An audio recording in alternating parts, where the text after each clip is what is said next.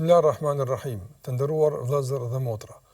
Jemi sot në takimin e radhës në ciklin e ligjëratave tona në lidhje me betejat që duhet fituar. Kemi përmendur se njeriu në kësaj bote ballafaqohet me probleme, sfida të lloj-llojshme. Realisht jeta është betejë. Sa dalim nga njëra, futemi në tjetrën. Mirë, pyetja e madhe për ne është se a jemi pjesë të betejëve që na përkasin? A jemi realisht duke goditur armikun e duhur, apo ndoshta jemi pjesë të betejëve të gabuara dhe jemi duke luftuar armiq që realisht nuk ish dashur të jenë armiq tan. Kush janë armiq tan? Kë duhet luftuar? Dhe prej ku duhet filluar? Këtu kemi arritur. Dhe kemi përmendur se betejë jonë e parë dhe e rëndësishme është betejë me veten tonë. Çka nuk kupton ta luftosh veten tonë? Nëse është pak absurde njeriu me luftu vetveten. Të luftosh anët e errta, të luftosh egon, të luftosh atë epshin e brendshëm i cili nuk vepron me udhëzimet e arsyes, nuk vepron i ndriçuar nga udhëzimet e besimit, por vepron nga teket, nga kërkesë, nga jurshjet e përkohshme, që shpeshherë mund të jenë me pasoja të rënda, me pasoja të dëmshme për njeriu. Andaj duhet me luftu këtë epsh. Deri në çfarë masi me luftu këtë epsh? Jo për me shkatërru, jo për me eliminu, por për me fuet nën kontroll, për me fuet nën sundimin e zemrës, atje ku është besimi, atje ku është arsyeja dhe logjika e njeriu. Kjo është betejë jonë. Do të ta përdorim epshin, por sipas vlerave që besojmë në to, sipas udhëzimeve që kemi besuar në to, sipas kufive që i përcakton besimi jon. Kështu ta shfrytëzojmë epshin. E jo që ai të kalon, të më thonë kufit, dhe ajt në dominon, ajt në udhëheq, e atë që udhëheq epshi, pa dyshim se ka humbur. Allahu xhallahu ala në Kur'an flet për këtë betejë, sikur që e kemi përmend. Betohet Allahu xhallahu ala në shumë krijesat e tij për të na treguar në fund një realitet. Në surën e Shams, sikur që kemi thënë, Allahu te barekuta betohet në diellin, në tokën, në hanën, në qiellin, në kështu me radhë, në natën, në ditën, në krijesa madhështore. Për çfarë Allah betohet? Qad aflaha man zakkaha wa qad khaba man dassaha. Ka shpëtuar dhe ka fituar ai që e ka pastruar. E ka humbur e ka dështuar ai që e ka njollosur. Kjo është realisht tërjeta jonë. Betejë për ta pastruar veten, betejë për ta fisnikruar shpirtin ton, betejë për ta pastruar mendjen dhe zemrën ton, betejë për ta mbajtur në kontroll epshin ton. Kjo është betejë jonë. Dhe në bazë të kësaj betejë varet shpëtimi dhe humbja, dështimi dhe shpërblimi tek Allahu i manduar. Prandaj është betejë e rëndësishme që ne duhet që të interesohemi maksimalisht për të shikues të nderuar. A thu vallë, çka nën kupton kjo betejë apo si e luftojmë në veten tonë? Këtu do t'i ndajmë dy gjëra më rëndësi. Që do të jem pjesë e trajtimit tonë të më të tjeshëm në këtë emision dhe në disa të tjerë më radhë. Çështja e parë, duhet të flasim për nivelet me të cilat ngritemi drejt fitores. Në çdo etapë që e kalojmë shënon një lloj fitoreje. Etapa e parë, etapa e dytë e kështu me radhë. Këto mund të jenë etapat e zhvillimit të betejës. Pastaj kemi edhe faktorë që na ndihmojnë gjatë betejës që këto etapa me i kalu suksesshëm deri në fitore.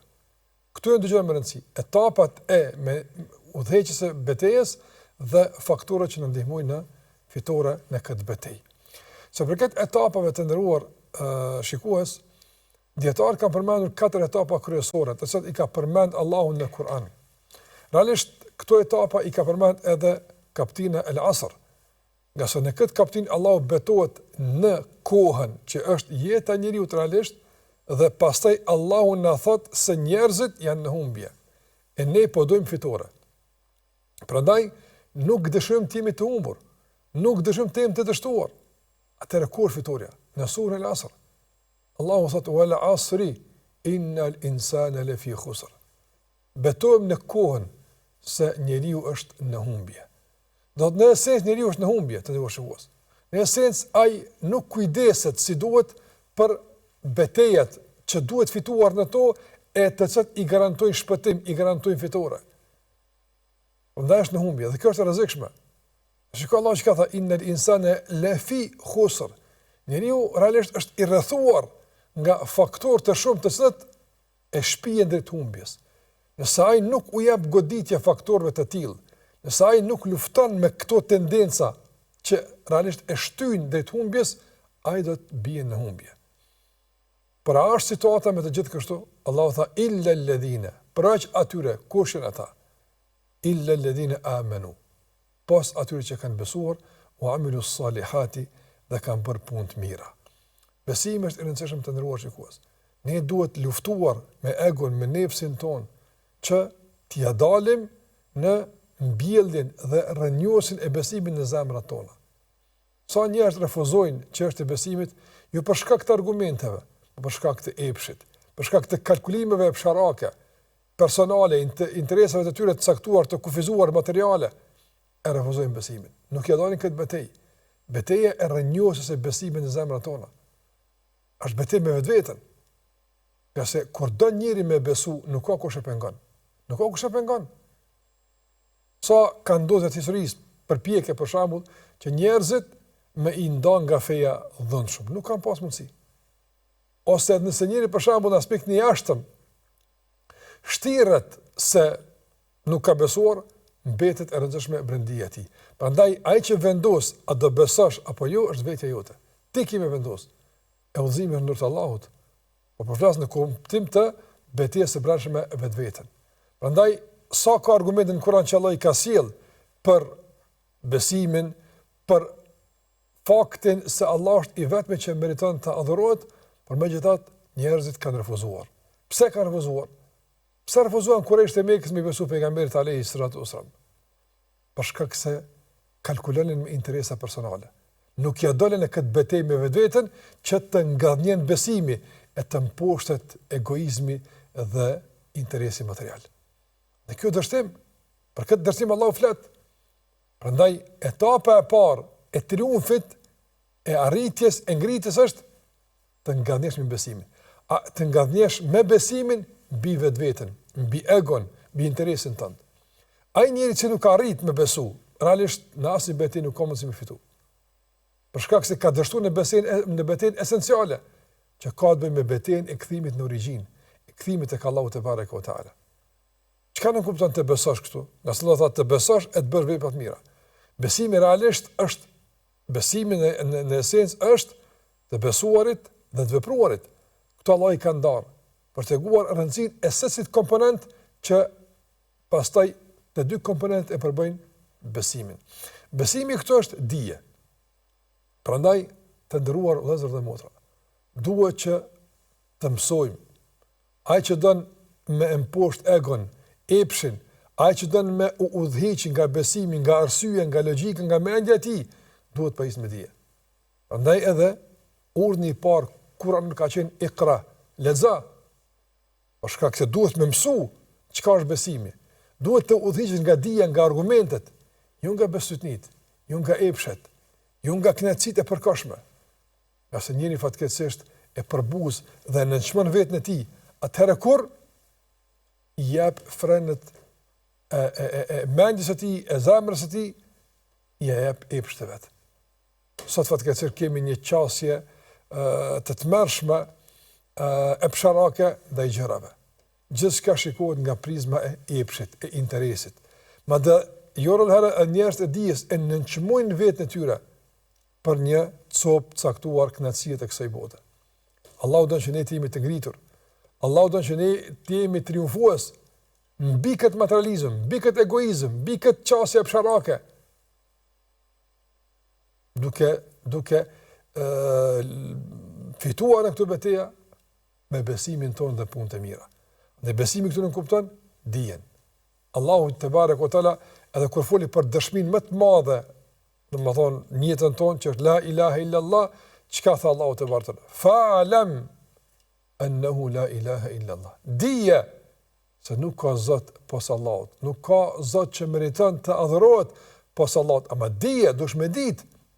Andaj shikoni gjërat sa bukur lidhen. Do thotë fjala e parë lexo. Fjala e parë para la ilaha illa Allah, dije.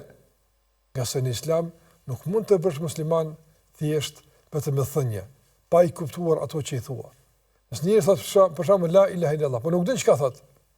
Idenë se ka çka po thot. Ama thot la ilaha illallah. Realisht, çush ka mundsi me kon ky besimtar? Çush ka mundsi ky me kon realisht ai që e ka rrënjos besimin në zemrën e tij dhe tash ky besim është mjaftueshëm I fuqishëm për të shtyr këtë njeri drejt punëve të mira. E pamundshme është, ndërkohë është, e pamundshme është. Kjo është logjika e ndërtimit të njeriu në Islam. E ndërton me dije, por dije të shëndosh, dije të rrënjosur në zemrën e tij, e cila shpihen në besim, e besim I cili pastaj shpihen në punë të mira.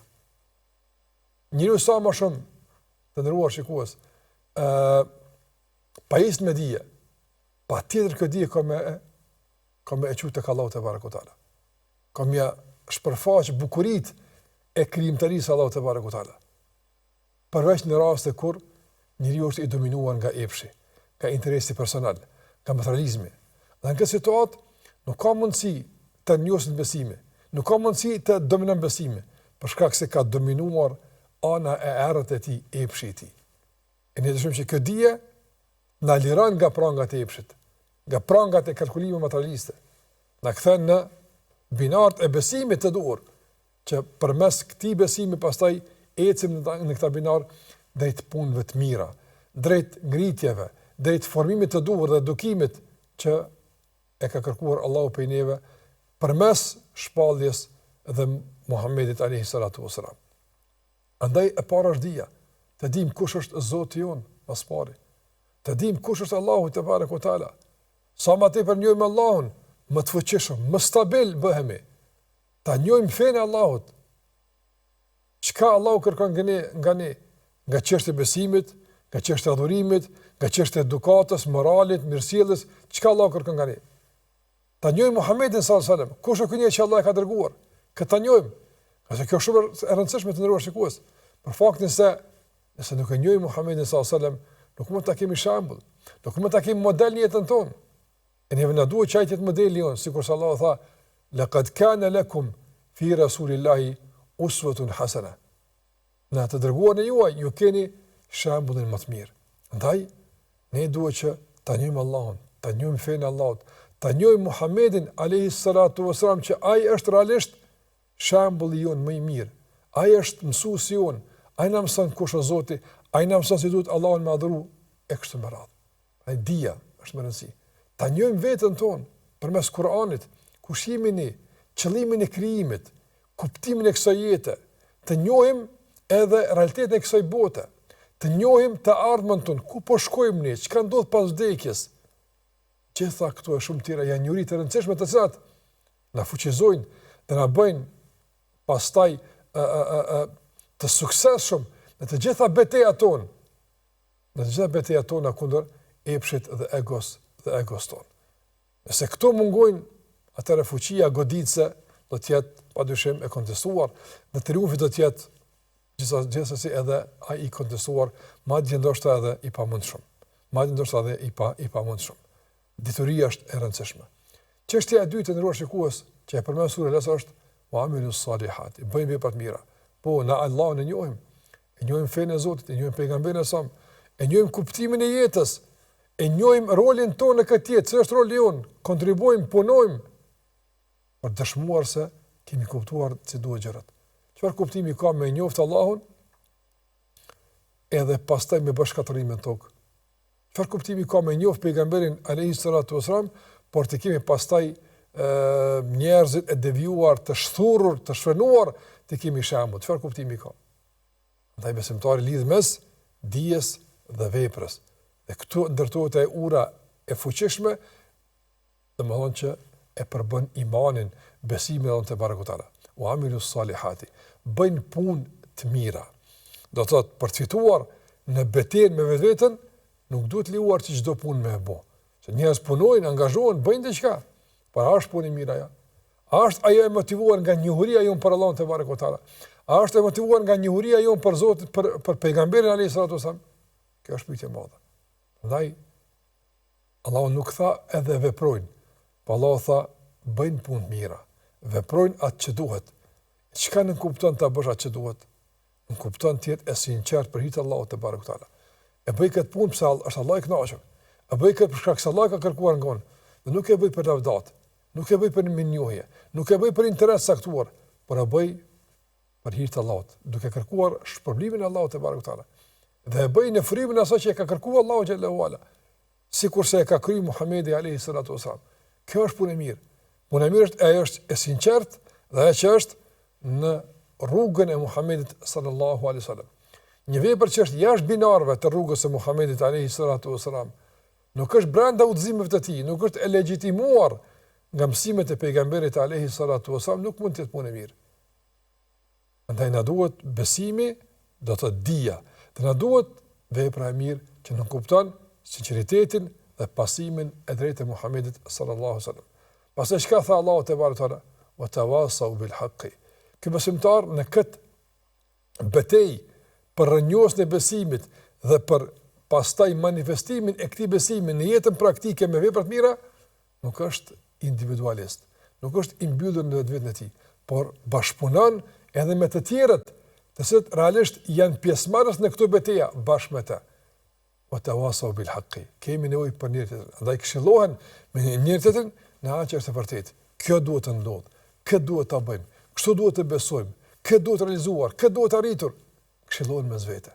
Duke këshilluar mes vete, ata realisht inkurajojnë njëri tjetrin, fuqizojnë njëri tjetrin, mbështetin njëri tjetrin. Dhe kjo na duhet. Do të mbështetemi në njëri tjetrin, të ndihmohemi me njëri tjetrin, duke kërkuar gjithmonë ndihmën e Allahut, a duke u mbështetur vetëm në Allahun te barekuta. Me përhap këtë kuptim, me përhap këtë besim, me përhap të punë mira, që njerëzit sa më tepër të besojnë dhe të bëjnë punë mira. Edhe kjo është pjesë e betejës me vetveten. Apo është të ndërruar shikues se besimtari edhe kur lufton me vetveten, nuk lufton vetëm për vetveten. Ai lufton me vetveten, po jo vetëm për vetveten. Dhe besimtari lufton me veten e tij, por jo vetëm për veten e tij, po edhe për të tjerët. Të shohin harin të tjerët, duke i mësuar, udhëzuar, duke bashkëpunuar me ta, duke shtuar së bashku punë të mira e kështu me radhë. Sikur na ka mësuar Allahu xhallahu ala në Kur'an, wa ta'awanu 'alal birri wat taqwa. Ndihmoni mes vete, bashkëpunoni në punë të mira dhe në largim nga punët e këqija. Dhe pastaj Allahu në fund tha, wa tawasaw bis sabr, etapë e rëndësishme e këtij rrugtimi drejt fitores në këtë betejë është sabri.